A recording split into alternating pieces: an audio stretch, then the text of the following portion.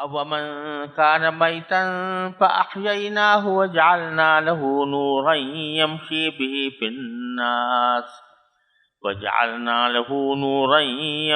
بِهِ فِي النَّاسِ كَمَنْ مَثَلُهُ فِي الظُّلُمَاتِ لَيْسَ بِخَارِجٍ مِنْهَا كَذَلِكَ زُيِّنَ لِلْكَافِرِينَ مَا كَانُوا يَعْمَلُونَ وَكَذَلِكَ جَعَلْنَا فِي كُلِّ قَرْيَةٍ أَكَابِرَ مُجْرِمِيهَا لِيَمْكُرُوا فِيهَا وَمَا يَمْكُرُونَ إِلَّا بِأَنفُسِهِمْ وَمَا يَشْعُرُونَ وَإِذَا جَاءَتْهُمْ آيَةٌ قَالُوا لَن نُّؤْمِنَ حَتَّى نُؤْتَىٰ مِثْلَ مَا أُوتِيَ رُسُلُ اللَّهِ اللَّهُ أَعْلَمُ حَيْثُ يَجْعَلُ رِسَالَتَهُ سَيُصِيبُ الَّذِينَ أَجْرَمُوا صَغَارٌ عِندَ اللَّهِ وَعَذَابٌ شَدِيدٌ بِمَا كَانُوا يَكْفُرُونَ فَمَن يُرِدِ اللَّهُ أَن يَهْدِيَهُ يَشْرَحْ صَدْرَهُ لِلْإِسْلَامِ وَمَن يُرِدْ أَن يُضِلَّهُ يَجْعَلْ صَدْرَهُ ضَيِّقًا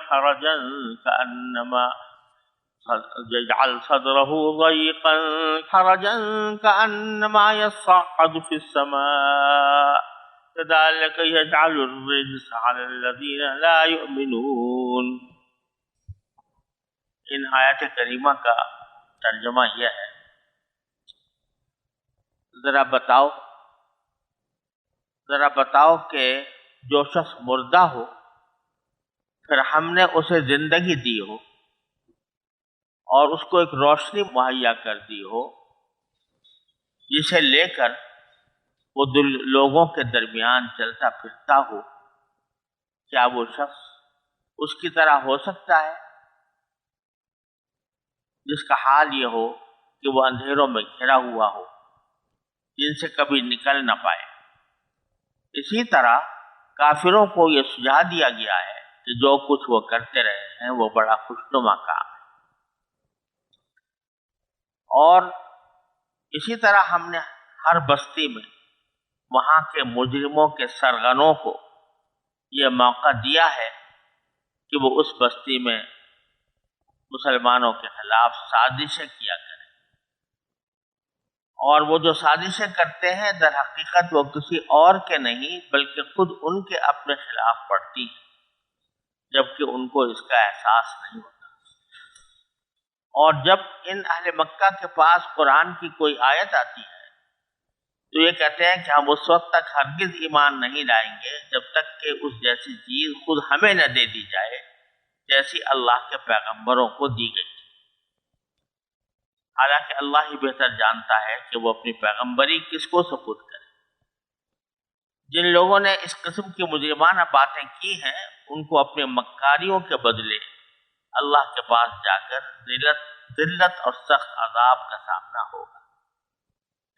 غرض جس شخص کو اللہ ہدایت تک پہنچانے کا ارادہ کر لے اس کا سینہ اسلام کے لیے کھول دیتا ہے، اور جس کو اس کی ضد کی وجہ سے گمراہ کرنے کا ارادہ کر دے اس کے سینے کو تنگ اور اتنا زیادہ تنگ کر دیتا ہے کہ جیسے اسے زبردستی آسمان پر چڑھنا پڑ رہا ہو۔ اسی طرح اللہ کفر کی گندگی ان لوگوں پر مسلط رکھتا ہے جو ایمان نہیں لاتے۔ پیچھے مشرکین کے شرک کی باتیں بھی بیان کی گئی تھی اور اس کی کچھ جزوی گمراہیوں کا بھی ذکر تھا، جس میں بعض جانوروں کو وہ بلا وجہ حرام اور بعض کو حلال کہہ دیتے تھے۔ تو اب اللہ تبارک و تعالیٰ یہ فرما رہے ہیں کہ یہ لوگ جو یہ باتیں کرتے ہیں تو در حقیقت یہ کفر کی وجہ سے ایسے ہیں جیسے کہ مردہ لوگ۔ کیوں؟ اس لیے کہ ہر چیز اس کائنات میں ہر چیز کسی مقصد کے لیے پیدا کی، اور اگر وہ اس کا اپنا اصلی مقصد چھوڑ دے تو اس کی خود بخود نفی ہو جاتی۔ مثلا آگ اس لیے پیدا کی گئی ہے کہ وہ جلائے، اگر وہ جلانا چھوڑ دے تو وہ آگ نہیں رہے گی، کچھ اور بن جائے گی، راکھ بن جائے گی مثلا، لیکن آگ ہونے کی حیثیت سے وہ موجود نہیں رہے، مردہ ہو۔ پانی اس لیے پیدا کیا گیا ہے کہ انسان کو سیراب کرے، اور اگر کسی جگہ کوئی گندگی لگ گئی ہے تو اس کو صاف کرنے میں اس کو استعمال کیا جائے. اگر پانی اپنا یہ عمل چھوڑ دے، نہ تو اس سے پیاس بجھتی ہے اور نہ اسے کسی گندگی کو صاف کرنے کے لیے استعمال کیا جا سکتا ہے، تو وہ پانی نہیں رہا، وہ کچھ اور چیز ہوگی. تو غرض اس کائنات میں جتنی بھی چیزیں ہیں، اگر شمع ہے مثال کے طور پر، تو وہ جب تک کہ وہ نور دے رہی ہے، روشنی دے رہی ہے، روشنی پھیلا رہی ہے، تو وہ شمع ہے. اور جب اس نے روشنی پھیلانا بند کر دیا تو شمع نہ رہی.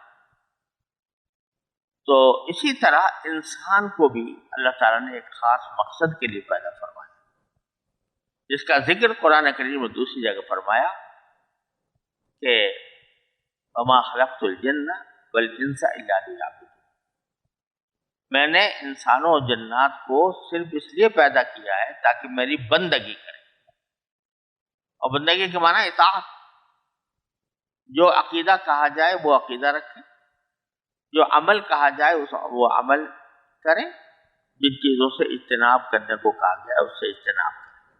یہ ہے مقصد زندگی انسان کا. اور اس لیے کہ ساری کائنات انسان کی خدمت میں لگی. یہ چاند، یہ ستارے، ہوائیں، یہ پہاڑ، یہ دریا، یہ سمندر، یہ سارے کچھ اسی کام کے لیے لگے ہوئے ہیں کہ انسان کو راحت پہنچائے.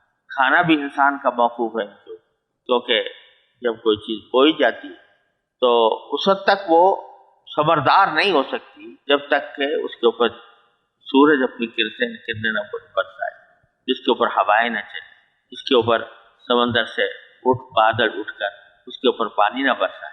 یہ سارے کام کس لیے ہو رہے ہیں؟ تاکہ بندے کے لیے کھانے کا انتظام ہو. گندم اگ جائے تو روٹی بن جائے، سبزیاں اگ جائیں تو کھانا بن جائے. اس غرض کے لیے ساری کائنات حرکت کر رہی ہے. کس کے لیے کر رہی ہے؟ انسان کی خدمت. اگر انسان اپنے آپ کو اشرف المخلوقات کہتا ہے، مخدوم کائنات کہتا ہے، تو پھر اس کی بھی زندگی کا کوئی مقصد ہونا چاہیے. اور اگر وہ مقصد اس کے اندر نہیں پایا جا رہا تو یہ اتنا ہی بے جان ہے جتنے پتھر بے جان ہوتے. اس لیے قرآن کریم نے کفر کو موت سے تعبیر، اور اسے یہاں پر فرمایا اومن کان میتا، کہ اگر کوئی شخص جو مردہ ہو، یعنی کفر کی مردگی ہو، فاحییناہ، تو ہم نے پھر اس کو زندگی دی ہو، یعنی ایمان سے اور اللہ تعالیٰ کی بندگی سے اس کو زندگی عطا کی ہو. وہ اس شخص کے کیسے برابر ہو سکتا ہے کہ جو ظلمتوں میں بھٹک ہے. قرآن کریم میں جگہ جگہ کفر کو موت سے تعبیر فرمایا. انک لا تسمع الموتى ولا تسمع الصم الدعاء، کہ آپ ان مردوں کو کچھ پیغام نہیں پہنچا. اور بل اموات، ان کو کافروں کو کہا بل اموات، یہ تو در حقیقت یہ مردے ہیں، اس لیے کہ حقیقت حال کو تسلیم نہیں کر رہے اور جو مقصد زندگی تھا اس کو بلا بیٹھے. تو فرمایا کہ ذرا یہ بتاؤ کہ اگر ایک شخص مردہ تھا، فاحییناہ، ہم نے اس کو زندگی دے دی. مردہ تھا یعنی کفر میں مبتلا تھا، ہم نے زندگی دے دی یعنی اس کو ایمان عطا کر دیا. اور ایمان کا نتیجہ کیا بنا؟ وجعلنا لہ نورا یمشی بہ فی الناس، کہ اس کو ایک روشنی دے دی جس کو لیے وہ انسانوں میں پھرتا ہے، دوسرے لوگوں میں. یہاں حضرت امام راضی رحمۃ اللہ علیہ نے فرمایا کہ یہ 3 درجے ہیں الگ الگ جو یہاں پر بیان ہوئے اور جن کو کافروں کے مقابلے میں پیش کیا. پہلا درجہ یہ ہے کہ کفر تھا، کفر سے اللہ تعالیٰ نے ایمان کی توفیق دے دی، یہ ہے فاحییناہ، یعنی ہم نے اس کو زندگی دی. دوسرا درجہ یہ ہے کہ زندگی تو مل گئی لیکن آگے کام کرنے کے لیے اس کے پاس کوئی روشنی نہیں. روشنی 2 قسم کی ہوتی ہے. ایک آنکھ کی روشنی، اگر ماحول روشن ہو لیکن آنکھ میں روشنی نہ ہو تو اس روشنی سے انسان فائدہ نہیں اٹھاتا. اور اگر آنکھ روشن ہے لیکن چاروں طرف ظلمتیں پھیلی ہوئی ہیں، اندھیرے پھیلے ہوئے ہیں، تب بھی انسان کی آنکھ کام نہیں کر سکتی. تو 3 نعمتیں بتلائیں. ایک ہے کہ ہم نے اس کو زندہ کیا، یعنی ایمان کی دولت عطا فرما دی. وجعلنا لہ نورا، اور ہم نے اس کو روشنی بھی دے دی. روشنی کیسے دے دی؟ کہ اس کی آنکھ کے اندر روشنی دے دی، اس کے بصیرت میں روشنی دے دی کہ وہ صحیح چیز کو صحیح سمجھنے کی صلاحیت رکھتا ہے. لیکن یہ روشنی اس وقت تک کارآمد نہیں ہے جب تک کہ ماحول کے اندر بھی وہ روشنی پھیلی ہوئی نہ ہو. تو اس لیے وہ صرف نور کو اپنے ہاتھ میں لے کے نہیں بیٹھ جاتا، بلکہ اس کو لے کر دنیا کے لوگوں کے پاس جاتا ہے، جس کا مطلب ہے کہ ان کو سکھاتا ہے کہ صحیح طریقے زندگی۔ تو کیا مردہ جسے زندگی بخشی گئی ہو اور پھر اس کو نور بھی عطا کر دیا گیا ہو، اس نور کو وہ دوسروں تک بھی لے جا رہا ہو، جس سے اشارہ اس بات کی طرف بھی ہے کہ جب انسان کو ایمان کا نور مل جائے تو اس کو صرف اپنے آپ پر بس نہیں کرنی چاہیے، بلکہ دوسروں تک اس کو پہنچانے کی کوشش کرنی چاہیے۔ کیا یہ شخص برابر ہو سکتا ہے کس کے؟ کمم مثلہ فی الظلمات، کہ وہ اس کے شخص کے برابر ہو سکتا ہے جس کا حال یہ ہو، کمم مثلہ، جس کا حال یہ ہو کہ وہ اندھیروں میں گھرا ہوا، لیس بخارج منہا، اور اسے کبھی نکل نہیں پا رہا۔ تو یہ مراد ہے کہ کفر کی اندھیریوں میں مبتلا ہے اور اس سے نکل نہیں پا رہا۔ کیوں نکل نہیں پا رہا؟ اس لیے کہ اس کو ظلمتیں ہی اچھی لگتی، اس کو تاریکیوں اور اندھیریوں ہی سے محبت ہے، وہ اس سے نکلنا چاہتا ہی نہیں۔ تو نتیجہ یہ کہ اس کو تاریکی میں لطف آتا ہے، تاریکی ہی کو وہ اپنی زندگی کا محور بناتا ہے اور اسی کو پسند کرتا ہے۔ اس سے مراد یہ ہے، ظلمات سے مراد کفر اور بدعمالیاں، کہ آدمی کفر میں مبتلا ہے، بدعمالیوں میں مبتلا ہے، تو کفر اور بدعمالیاں در حقیقت ظلمتیں ہیں، اندھیرے ہیں۔ اللہ یخرج الذین آمنوا، اللہ ولی الذین آمنوا یخرجہم من الظلمات الی النور۔ اللہ ایمان والوں کا ولی ہوتا ہے، ان کو ظلمات سے نور کی طرف لاتا ہے۔ والذین کفروا اولیاءہم الطاغوت یخرجونہم من النور الی الظلمات۔ جو کافر لوگ ہیں ان کے سرپرست جو ہیں وہ طاغوت ہیں، شیطان ہیں، وہ ان کو نور سے ہٹا کر ظلمات کی طرف لا جاتا ہے۔ تو یہ وہ کافر ہیں جو مطمئن ہو گئے ہیں کہ بس ہم تو یہی اندھیری میں ہمیں رہنا ہے، ہم اس سے کہیں باہر جانا نہیں۔ کذالک زین للکافرین ما کانوا یعملون، اسی طرح ان کافروں کو یہ سجھا دیا گیا ہے کہ جو کچھ وہ کر رہے ہیں بڑا خوشنما کام ہے۔ کس نے سجھایا ہے؟ یہ کافروں کو سجھانے والا شیطان یا شیطان کے چیلے ہیں، بے چکا جج۔ اب فرماتے ہیں باری تعالیٰ آگے کہ ظلمتوں میں پڑے رہنے کا نتیجہ یہ ہے کہ ان کا وہی حال ہو گیا ہے جو پچھلی امتوں میں بڑے بڑے مجرموں کے سرغنوں کا حال تھا۔ وَكَذَلِكَ جَعَلْنَا فِي كُلِّ قَرْيَةٍ أَكَابِرَ مُجْرِمِيهَا، جس طرح یہ لوگ اندھیروں میں مبتلا ہیں اور اندھیروں ہی کو بہتر سمجھتے ہیں، اسی طرح ہم نے پہلے بھی ہر بستی میں ان کے جو بڑے بڑے سرغنے تھے جرم مجرمین کے، ان کو ہم نے مہلت دی لیمکروا فیہا، کہ وہ اس میں اپنی چالیں چلتے ہیں۔ جس طرح یہ لوگ چالیں چل رہے ہیں آپ کے خلاف، کبھی کوئی اعتراض لے کے آ جاتے ہیں، کبھی کوئی سوال لے کر آ جاتے ہیں، اسی قسم کی چالیں پچھلے انبیاء کرام کے ساتھ بھی چلی گئیں اور ہم نے ان کو ڈھیل دی کہ اچھا چلو جتنی چالیں چلنا چاہتے ہو چل تو دیکھ لو، لیکن ہوتا یہ تھا کہ وما یمکرون الا بانفسہم، وہ چالیں انہی کے اوپر کارآمد ہوتی تھی، کسی اور کو نہیں۔ قرآن کریم میں فرمایا لا یحیق المکر السیء الا بأہلہ، بری تدبیر یا بری چالیں یہ خود بری چالیں بنانے والے یا چالیں لینے والے کے اوپر جا کر پڑے، اس کا انجام بد اسی کو اٹھانا پڑتا۔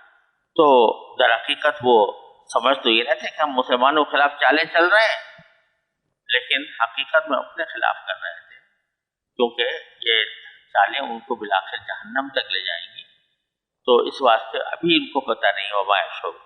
اور ان کی جو موجودہ لوگ ہیں ان کی چالوں میں سے ایک چال یا ان کے اعتراضات میں سے ایک اعتراض یا ان کا شبہ میں سے ایک شبہ یا ان کی دلیل میں سے ایک دلیل یہ ہے کہ وَإِذَا جَاءَتْهُمْ آیَةٌ قَالُوا لَن نُؤْمِنَ حَتَّىٰ نُؤْتَىٰ مِثْلَ مَا أُوتِیَ رُسُلُ اللَّهِ، بڑے زبردست یہ دعوے تھے کہ جب ان کے پاس کوئی آیت آتی تو کہتے ہم تو ہرگز اس پر ایمان نہیں لائیں گے جب تک کہ ہمیں اسی طرح وہی چیز یا اسی جیسی چیز ہمارے پاس نہ لائی جائے جیسی پہلے اللہ کے پیغمبروں کو دی۔ یعنی جیسے حضرت ابراہیم علیہ السلام کو تو مانتے تھے، حضرت ابراہیم علیہ السلام اور اسماعیل علیہ السلام کو 12 پیغمبر مانتے تھے، نیک مانتے تھے. تو ان کے اوپر جس طرح وحی آتی تھی اور ان کو اللہ تعالیٰ ان سے ہم کلام ہوتے تھے، وہی بات ہمیں بھی حاصل ہو تو مانیں گے. لن نؤمن حتی نؤتی مثل ما اوتی رسول اللہ، یعنی اپنے آپ کو اس مقام پر پہنچایا ہوا تھا تکبر میں اور استکبار میں کہ ہمیں دوسرا آدمی آ کے کیوں بتائے کہ اللہ تعالیٰ نے یوں کہا. اللہ تعالیٰ براہ راست ہم سے ہم کلام، اللہ تعالیٰ براہ راست ہم پر وحی بھیجے، فرشتے بھیجنے تو فرشتے بھیجے، ہمیں بتائے آ کر. تو ہمیں اس وقت تک ایمان نہیں لائیں گے جب تک کہ وہ چیز نہ دے دی جائے جو اس چیز کے مشابہ ہے جو پیچھے اللہ کے پیغمبروں کو دی گئی. معجزات، اور یہ بھی کہ حضرت موسیٰ علیہ السلام کو معجزات بھی دیے گئے تھے اور ان کے اوپر وحی بھی نازل ہوئی تھی. تو معجزات بھی مراد ہے اور وحی بھی مراد ہے کہ ایک وحی ہم پر اترے اور اپنے ساتھ معجزات لے کر آئے تو ہم مانیں گے. گویا ایک دوسرے الفاظ میں یہ اپنے پیغمبر ہونے کی، اپنے رسول ہونے کی فرمائش کر رہے ہیں، ہمیں پیغمبر بنا دو. ارے بھائی، یہ پیغمبری یہ کوئی کسبی چیز نہیں ہوتی کہ آدمی کسب کر کے کمائی کر کے اس کو حاصل کر لے. کوئی ٹریننگ سینٹر قائم ہو جائے اور اس میں انبیاء کی ٹریننگ کی جا رہی ہو اور اس میں جو جس کو ڈگری مل جائے وہ انبیاء، وہ نبی کہلائے، وہ پیغمبر کہلائے. بلکہ اللہ اعلم حیث یجعل رسالہ، تمہیں کیا پتا کون رسول بننے کا اہل ہے کون نہیں، کون پیغمبری صحیح معنی میں کر سکتا ہے کون نہیں کر سکتا. اللہ ہی بہتر جانتا ہے کہ وہ کہاں اپنے پیغام کو پہنچائے.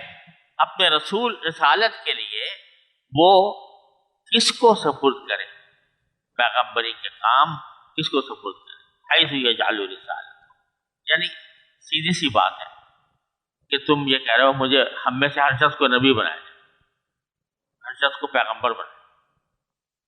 تو بھائی پیغمبر سارے ہو گئے تو امتی کون ہوں گے؟ تو وہ ہر ایک آدمی کے پاس یہ اگر اختیار ہو کہ وہی آئے اس کے اور وہ پیغمبر بنائے. تو جواب دے دیا کہ اللہ عالم ہے، چھوٹا سا مختصر جواب اور کافی اور شافی. اللہ تعالیٰ ہی بہتر جانتا ہے کہ وہ اپنی پیغمبری کس کو سپرد کرے، کہاں سپرد. یہاں بیچ میں ایک بات جملہ مترجہ کے طور پر یہ عرض کر دوں جو کہیں نصوص قرآن و حدیث میں تو نہیں، کم از کم میری نظر سے نہیں گزری، لیکن ہمارے کچھ بڑوں نے، بزرگوں نے اپنے بزرگوں کا قول نقل کیا ہے کہ یہ آیت ایسی ہے جس میں لفظ اللہ 2 مرتبہ اکٹھا ملا ہوا ہے. مثل ما اوتی رسول اللہ اللہ اعلم حیث یجعل. یہ اس میں جلالت ہے جو 2 مرتبہ اکٹھا آ رہا ہے. اور اس کو پڑھنے کا صحیح طریقہ یہ ہے کہ اس میں وقت کیا جائے بغیر وقت کے نہ پڑھے. مثل ما اوتی رسول اللہ پھر اللہ اعلم ہے. یہ جلالتین کہتے ہیں اس کو، آیت الجلالتین، یعنی یہ 2 ایسی آیت ہے کہ جس میں 2 مرتبہ اللہ جل جلالہ کا نام ہے. تو بزرگوں کا کہنا یہ ہے کہ جب آدمی تلاوت کر رہا ہو اسم الجلالتین کے درمیان کوئی دعا اللہ تعالیٰ سے کرے تو قبول، کیونکہ باری تعالیٰ کا اسم اعظم بکثرت لوگوں کے نزدیک اللہ ہے اور یہ 2 مرتبہ لائے تو بیچ میں اگر کوئی دعا کر لے مختصر تو امید ہے انشاءاللہ قبول. اور بزرگوں نے اس کا طریقہ بھی بتایا کہ جب پہلی آیت پر پہنچے تو وقف کریں لیکن سانس نہ دو اور بیچ میں کوئی مختصر دعا کر لے اللہ مغفر مثلا اور پھر آگے بڑھ جائے. اللہ عالم. بہرحال یہ بزرگوں کی تجرباتی باتیں ہیں، کسی نص سے اس کا ثبوت نہیں ہے، نہ ثبوت ہونا ضروری ہے، کیونکہ اگر کسی اللہ کے بندے کو کوئی خاص تجربہ ہوا ہے تو وہ کچھ بعید نہیں. پھر فرمایا سیصیب الذین اجرموا صغار عند اللہ وعذاب شدید بما کانوا یکفرون. کیا ہوگا کہ جن لوگوں نے اس قسم کی مجرمانہ باتیں کی ان کو اپنی مکاریوں کے بدلے میں اللہ کے پاس جا کر ذلت اور سخت عذاب کا سامنا ہوگا۔ جن لوگوں نے یہ مجرمانہ باتیں کی، یہی مجرمانہ بات کہ ہمیں براہ راست پیغمبر بنایا جائے، تو کیا ہوگا؟ یہ کہہ تو رہے ہیں بڑے متکبرانہ انداز میں کہ ہم پر قرآن نازل ہو، ہم پر وحی نازل ہو، آخر میں جب پہنچیں گے تو یہ تکبر ان کا صغار میں تبدیل ہو جائے گا، ذلت میں تبدیل ہو جائے گا۔ ان مجرموں کو عنقریب پہنچنے والی ہے اپنی مکاریوں کے بدلے اللہ کے پاس جا کر ذلت اور سخت عذاب کا سامنا، بما کانوا یمکرون، کیونکہ یہ اس قسم کی سازشیں کیا کرتے۔ اللہ تبارک و تعالیٰ فرماتے ہیں فَمَن يُرِدِ اللَّهُ أَن يَهْدِيَهُ يَشْرَحْ صَدْرَهُ لِلْإِسْلَامِ۔ اللہ تبارک و تعالیٰ جب کسی کو ہدایت دینے کا ارادہ فرماتے ہیں تو اس کا سینہ اسلام کے لیے کھول دیتے ہیں، یعنی اطمینان قلب کا مکمل حاصل ہو جاتا ہے۔ تو بے شک جو قرآن کہہ رہا ہے وہ برحق ہے، جو رسول صلی اللہ علیہ وسلم فرما رہے ہیں وہ برحق ہے، جو قرآن کہہ رہا ہے وہ برحق ہے، جو رسول کریم صلی اللہ علیہ وسلم اپنی زبان سے یا اپنے قول سے اپنے فعل سے کسی بات کو واضح کر رہے ہیں تو وہ بھی در حقیقت شرع صدر کا ذریعہ ہوتا ہے۔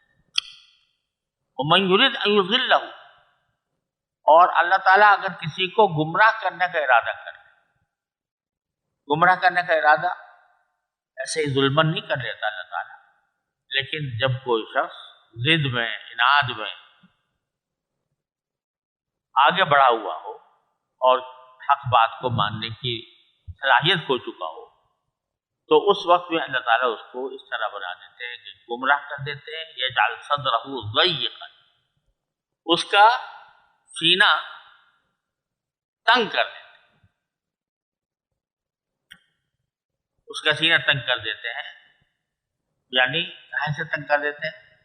اسلام کے داخلے سے، اس کے سینے میں اسلام داخل نہیں، کیونکہ اسلام کو داخل ہونے کے لیے جس وسعت کی ضرورت ہے وہ اس میں ختم ہو گئی، تو اس کا سینہ بہت ضیق ہو گیا، تنگ ہو گیا، اور اس میں اسلام اس سے داخل نہیں، اور حرجن، اور وہ مشکل یہ ہے کہ حرجن کا لفظی ترجمہ اردو زبان میں کرنا بڑا مشکل ہے۔ تو یقین حرجن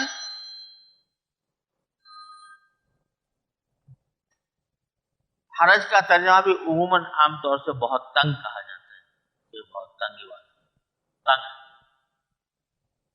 لیکن عربی زبان میں اصل میں حرج ہے یہ حرجہ سے نکلا ہے، اور حرجہ کسی ایسے گھنے جنگل کو کہتے ہیں کہ جس میں سے نکلنے کا راستہ نہیں، درخت آپس میں اتنا اس طرح گتھے ہوئے ہیں کہ وہاں سے نکلنے کا راستہ نہیں، تو سینہ ایک طرف تو تنگ ہے اور جتنا بھی اس کے اندر وسعت ہے اس میں آگے چلنے کا راستہ بھی نہیں، اس کا مطلب یہ کہ اس میں حق داخل ہونے کے سارے راستے بند،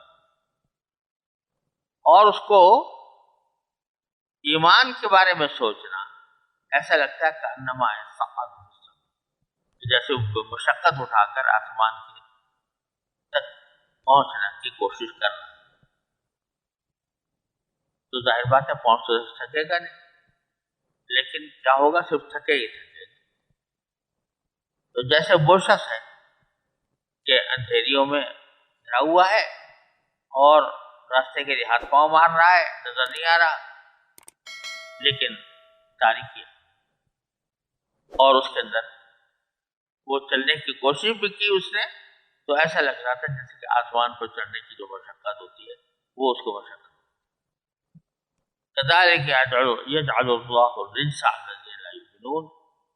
اور باری تعالیٰ فرماتے ہیں کہ اسی طرح اس ضد کی وجہ سے اللہ تعالیٰ کفر کی گندگی ان لوگوں پر مسلط کر دیتا ہے جو ایمان نہیں لاتے. جب ضد اور عناد کی وجہ سے ایمان نہیں لائے تو بس اب اللہ تعالیٰ کی طرف سے ہدایت کا دروازہ بند ہو